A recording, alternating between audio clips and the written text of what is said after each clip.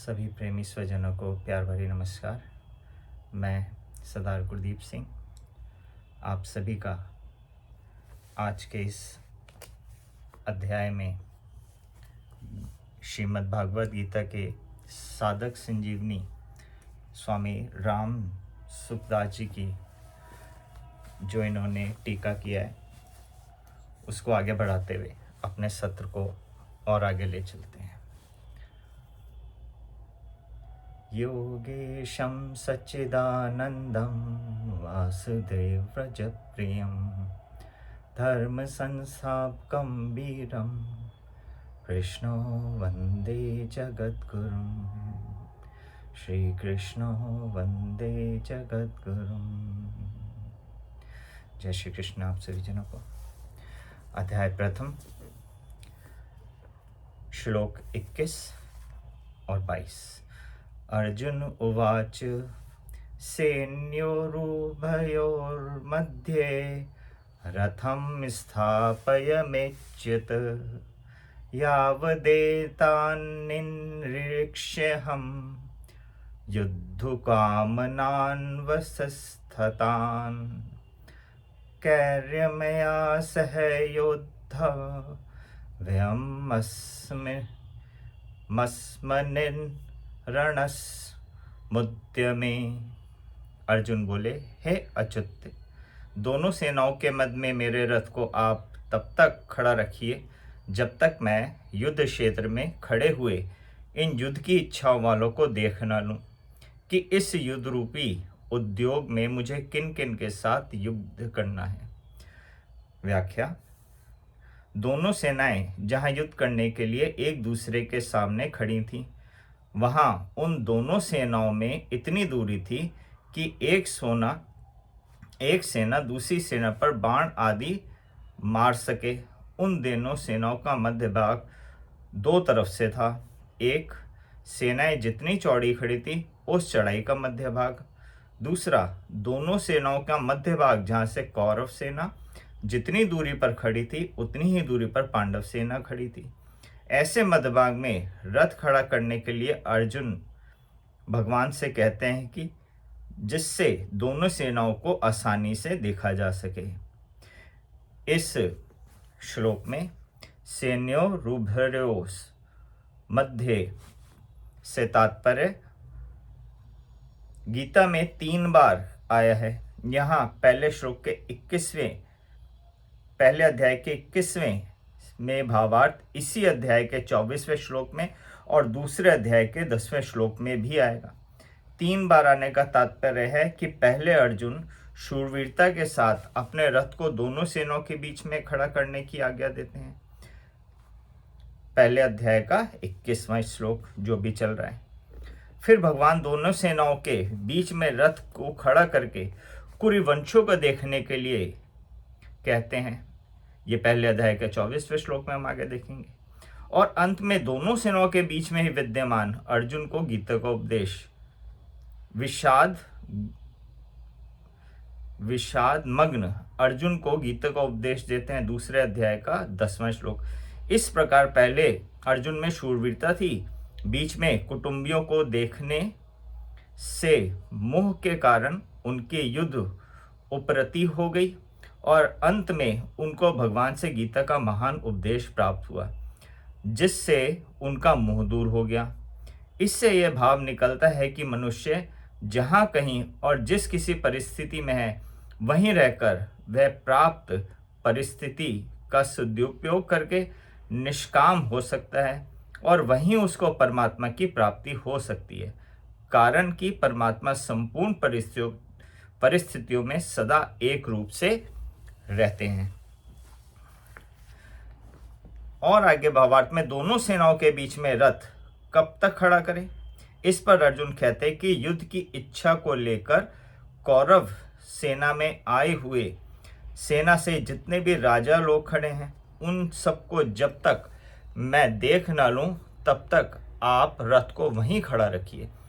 इस युद्ध के उद्योग में मुझे किन किन के साथ युद्ध करना है, उनमें कौन कौन से मेरे समान बल वाले हैं, कौन मेरे से कम बल वाले हैं, और कौन मेरे से अधिक बल वाले हैं, उन सबको मैं ज़रा देख लूँ। यहाँ योद्धु कामन पद से अर्जुन यह कह रहे हैं कि हमने तो संधि की बात ही सोची थी, पर इन्होंने संधि की बात स्वीकार नहीं की, क्योंकि उनके मन में युद्ध करने की ज़्यादा इच्छा है। अतः उनको मैं देखूं कि कितने बल को लेकर वे युद्ध करने की इच्छा रखते हैं। जय श्री कृष्ण। पहले अध्याय का 23वां श्लोक। यो तस्य मानान् वेक्ष्यहं य अतेत्र समागतः धार्तराष्ट्रस्य दुर्बुद्धेर् युद्धे प्रियचिकीर्षवः। अर्थात दुष्ट बुद्धि दुर्योधन का युद्ध में प्रिया करने की इच्छा वाले जो ये राजा लोग इस सेना में आए हुए हैं, युद्ध करने को उतारू हुए हैं, इन सबको मैं देख लूं। व्याख्या। धारितराष्ट्रस्य दुर्बुद्धे प्रियचिकीर्ष वह। यहाँ पर धार्तराष्ट्र के दो पद के अर्थ होते हैं। पहला धृतराष्ट्र के पुत्र अथवा संबंधी, दूसरा अन्यायपूर्वक राष्ट्र मतलब राज्य को धारण करने वाले। यहाँ धृतराष्ट्र के पुत्र दुर्योधन के लिए ही धार्तराष्ट्र पद आया है। यहाँ दुर्योधन को दुष्बुद्धि कहकर अर्जुन यह बताना चाहते हैं कि दुर्योधन ने हमारा नाश करने के लिए आज तक कई तरह के षड्यंत्र रचे हैं, हमें अपमानित करने के लिए कई तरह के उद्योग किए हैं। नियम के अनुसार और न्यायपूर्वक हम आधे राज्य के अधिकारी हैं, पर उसको भी वह हड़पना चाहता है, देना नहीं चाहता। ऐसी तो इसकी दुष्बुद्धि है, और यहाँ आए हुए राजा लोग युद्ध में इसका प्रिय करना चाहते हैं। वास्तव में तो मित्रों का ही यह कर्तव्य होता है कि वे ऐसा काम करें, ऐसी बात बताएं जिससे अपने मित्र का लोक परलोक में हित हो। परंतु ये राजा लोग दुर्योधन की दुष्बुद्धि को शुद्ध न करके उल्टे उनको बढ़ाना चाहते हैं और दुर्योधन से युद्ध कराकर युद्ध में उसकी सहायता करके उसका पतन ही करना चाहते हैं। तात्पर्य है कि दुर्योधन का हित किस बात में है, उसको राज्य भी किसी बात से मिलेगा और उसका परलोक भी किस बात से सुधरेगा, इन बातों का वे विचार ही नहीं कर रहे हैं। अगर ये राजा लोग उनको यह सलाह देते कि भाई कम से कम आधा राज्य तुम रखो और पांडवों का आधा राज्य पांडवों को दे दो, तो इससे दुर्योधन का आधा राज्य भी रहता और उसका परलोक भी सुधरता। इन युद्ध के लिए उतावले होने वालों को जरा देख तो लूं। इन्होंने अधर्म का, अन्याय का पक्ष लिया है, इसलिए ये हमारे सामने टिक नहीं सकेंगे, नष्ट हो जाएंगे। योतस्य मानान कहने का तात्पर्य है इनके मन में युद्ध की ज्यादा आ रही है, अतः देखूं तो सही कि ये कौन है। जय श्री कृष्ण।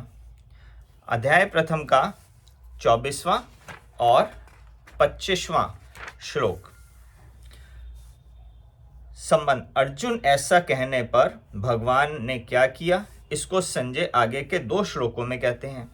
संजय उवाच एव मुक्तो ऋषिकेशो गुडाकेशन भारत सैन्योरुभयो मध्ये स्थापयित्वा रथोत्तमं भीष्म द्रोण प्रमुखस्य सर्वेषां च महीक्षिताम् उवाच पार्थ पश्येतानन् संवेतान् कुरुनिति। भावार्थ। संजय बोले, हे भरतवंशी राजन, निद्रा विजय अर्जुन के द्वारा इस तरह कहने पर अंतर्यामी भगवान श्री कृष्ण ने दोनों सेनाओं के मध्य भाग में पितामह भीष्म और आचार्य द्रोण के सामने तथा संपूर्ण राजों के सामने शेष रथ को खड़ा करके इस प्रकार कहा कि हे पार्थ, इन इकट्ठे हुए कुरुवंशियों को देख। व्याख्या। गुडाकेश। गुडाकेश शब्द के दो अर्थ होते हैं। एक, गुडा नाम मुड़े हुए का है और केश नाम बालों का है। जिसके सिर के बाल मुड़े हुए अर्थात घुंघराले हैं उनका नाम गुडाकेश है। दूसरा भावार्थ, गुडा का नाम निद्रा का है और ईश का नाम स्वामी का है। जो निंद्रा का स्वामी है अर्थात निंद्रा ले चाहे ना ले, ऐसा जिसका निंद्रा पर अधिकार है, उसका नाम गुडाकेश है। अर्जुन केश घुंघराले थे और उनका निंद्रा पर भी आधिपत्य था, अतः उनको गुडाकेश कहा गया है। इस श्लोक में एव मुक्त है से भावार्थ, जो निद्रा आलस्य के सुख का गुलाम नहीं होता और जो विषय भोगों का दास नहीं होता, केवल भगवान का ही दास अर्थात भक्त होता है। उस भक्त की बात भगवान सुनते हैं, केवल सुनते ही नहीं उसकी आज्ञा का पालन भी करते हैं। इसलिए अपने सखा भक्त अर्जुन के द्वारा आज्ञा देने पर अंतर्यामी भगवान श्री कृष्ण ने दोनों सेनाओं के बीच में अर्जुन का रथ खड़ा कर दिया। इस श्लोक में ऋषिकेश से तात्पर्य इंद्रियों का नाम ऋषिक है। जो इंद्रियों के ईश अर्थात स्वामी हैं उनको ऋषिकेश कहते हैं, ऋषिकेश कहते हैं। पहले 21वें श्लोक में और यहाँ ऋषिकेश कहने का तात्पर्य है कि जो मन, बुद्धि, इंद्रियां आदि सबके प्रेरक हैं, सबको आज्ञा देने वाले हैं, वे ही अंतर्यामी भगवान या अर्जुन की आज्ञा का पालन करने वाले बन गए हैं। यह उनकी अर्जुन पर कितनी अधिक कृपा है। इस श्लोक में सैन्यो रुभयो रुभ मोर मध्य स्थापयि त्वा रथोत्तम, दोनों सेनाओं के बीच में जहाँ खाली जगह थी वहाँ भगवान ने अर्जुन के शेष रथ को खड़ा कर दिया। इस श्लोक में भीष्म द्रोण प्रमुख है सर्वेशान च महिष ताम से भावार्थ उस रथ को भी भगवान विलक्षण चतुराई से ऐसी जगह खड़ा किया जहां से अर्जुन को कौटुंबिक संबंध वाले पितामह भीष्म, विद्या के संबंध वाले आचार्य द्रोण एवं कौरव सेना के मुख्य राजा लोग सामने दिखाई दे सके। इस श्लोक में उवाच पार्थ पश्यतान संवेतान कुरुनीति से भावार्थ कुरु पद में धृतराष्ट्र के पुत्र और पांडु के पुत्र दोनों ही आ जाते हैं, क्योंकि ये दोनों ही कुरुवंशी हैं। युद्ध के लिए एकत्र हुए इन कुरुवंशियों को देख, ऐसा कहने का तात्पर्य है कि इन कुरुवंशियों को देखकर अर्जुन के भीतर यह भाव पैदा हो जाए कि हम सब एक ही तो हैं, इस पक्ष के हों चाहे उस पक्ष के हों, भले हों चाहे बुरे हों, सदाचारी हों चाहे दुराचारी हों, पर हैं सब अपने ही कुटुंबी। इस कारण अर्जुन में छिपा हुआ कौटुंबिक ममता युक्त मोह जागृत हो जाए और मोह जागृत होने से अर्जुन जिज्ञासु बन जाए, जिससे अर्जुन को निमित्त बनाकर भावी कलयुगी जीवों के कल्याण के लिए गीता का महान उपदेश दिया जा सके। इसी भाव से भगवान यहाँ पश्यतान संवेतान कुरुन कहा है, नहीं तो भगवान पश्यतान धार्तराष्ट्र समानिति ऐसा भी कह सकते थे, परंतु ऐसा कहने से अर्जुन के भीतर युद्ध करने का जोश आता है, जिससे गीता के प्रकट का अवसर ही नहीं आता और अर्जुन के भीतर प्रसुप्त कौटुंबिक मोह भी दूर नहीं होता, जिसको दूर करना भगवान अपनी जिम्मेवारी मानते हैं। जैसे कोई फोड़ा हो जाता है तो वैद्य लोग पहले उसको पकाने की चेष्टा करते हैं और फिर जब पक जाता है तो उसको चीरा देकर साफ कर देते हैं। ऐसे ही भगवान भक्त के भीतर छुपे हुए मोह को पहले जागृत करके फिर उसको मिटाते हैं। यहाँ भी भगवान अर्जुन के भीतर छुपे हुए मोह को कुरुन पश्य कहकर जागृत कर रहे हैं, जिसको आगे उपदेश देकर नष्ट कर देंगे। अर्जुन ने कहा था कि इनको मैं देख लूं। निरीक्षे, पहले अध्याय का 22वां श्लोक। अवेक्षे, पहले अध्याय का 23वां श्लोक। अतः भगवान को पश्य, तू देख ले, ऐसा कहने की जरूरत ही नहीं थी। भगवान तो केवल रथ खड़ा कर देना चाहिए था, परंतु भगवान ने रथ खड़ा करके अर्जुन के मोह को जागृत करने के लिए ही कुरुन पश्य, इन कुरुवंशियों को देख, ऐसा कहा है। कौटुंबिक स्नेह और भगवत प्रेम, इन दोनों में बहुत अंतर है। कौटुंबिक में ममता युक्त स्नेह हो जाता है तो कुटुंब के अवगुणों की तरफ ख्याल ही नहीं जाता, किंतु ये मेरे हैं ऐसा भाव रहता है। ऐसे ही भगवान का भक्त में विशेष स्नेह हो जाता है तो भक्त के अवगुणों की तरफ भगवान का ख्याल ही नहीं जाता, किंतु यह मेरा ही है ऐसा ही भाव रहता है। कौटुंबिक स्नेह में क्रिया तथा पदार्थ, शरीर आदि की और भगवत प्रेम में भाव की मुख्यता रहती है। कौटुंबिक स्नेह में मूढ़ता अर्थात मोह की और भगवत प्रेम में आत्मीयता की मुख्यता रहती है। कौटुंबिक स्नेह में अंधेरा और भगवत प्रेम में प्रकाश होता है। कौटुंबिक स्नेह में मनुष्य कर्तव्यच्युत हो जाता है और भगवत प्रेम में तल्लीनता के कारण कर्तव्य पालन में विस्मृति हो सकती है, पर भक्त कभी कर्तव्यच्युत नहीं होता। कौटुंबिक स्नेह में कुटुंबियों की और भगवत प्रेम में भगवान की प्रधानता होती है। जय श्री कृष्ण। इस अध्याय का 26वां श्लोक। संबंध। पूर्व श्लोक में भगवान ने अर्जुन से कुरुवंशियों को देखने के लिए कहा, उसके बाद क्या हुआ इसका वर्णन संजय आगे के श्लोक में करते हैं। तत्रापश्यत्सति तान पार्थ है पित्र नथ पितामहान आचार्यन्मा तुलाभ्रांत्रन पुत्रान पौत्रान सखिन तथा शवशुरार नंसुहृदयश्चैव सेनयोरुभयोरपि। भावार्थ, उसके बाद प्रथानंदन अर्जुन ने उन दोनों ही सेनाओं में स्थित पिताओं की, पितामहों को, आचार्यों को, मामाओं को, भाइयों को, पुत्रों को, पौत्रों को तथा मित्रों को, ससुरों को और सुहृदों को भी देखा। व्याख्या।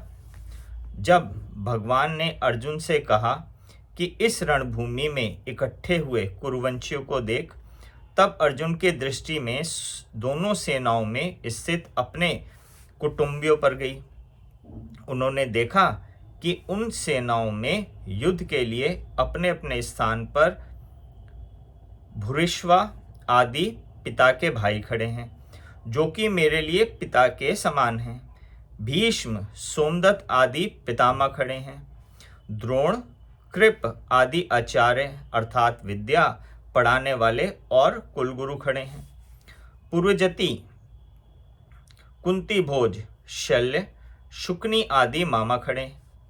भीम, दुर्योधन आदि भाई खड़े हैं। अभिमन्यु, घटोत्कच, लक्ष्मण जो कि इसमें दुर्योधन का पुत्र है आदि मेरे और मेरे भाइयों के पुत्र खड़े हैं। लक्ष्मण आदि के पुत्र खड़े हैं जो कि मेरे पौत्र हैं।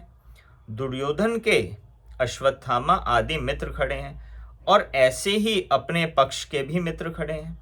द्रुपद, शैब्य आदि ससुर खड़े हैं। बिना किसी हेतु के अपने अपने पक्ष का हित चाहने वाले सात्यकी, कृतवर्मा आदि सुहृद भी खड़े हैं। जय श्री कृष्ण। आज के लिए बस इतना ही। प्रार्थना कर लेते हैं। योगेशं सच्चिदानन्दो वासुदेव व्रजप्रियं धर्मसंस्थापकं वीरं कृष्णो वन्दे जगद्गुरुं। श्री कृष्णो वन्दे जगद्गुरुं। भगवान पाठ करते हुए, व्याख्या करते हुए जो भी त्रुटियां हुई, भूल चूक हुई, उनके लिए हमें क्षमा करें। आपका हार्दिक धन्यवाद।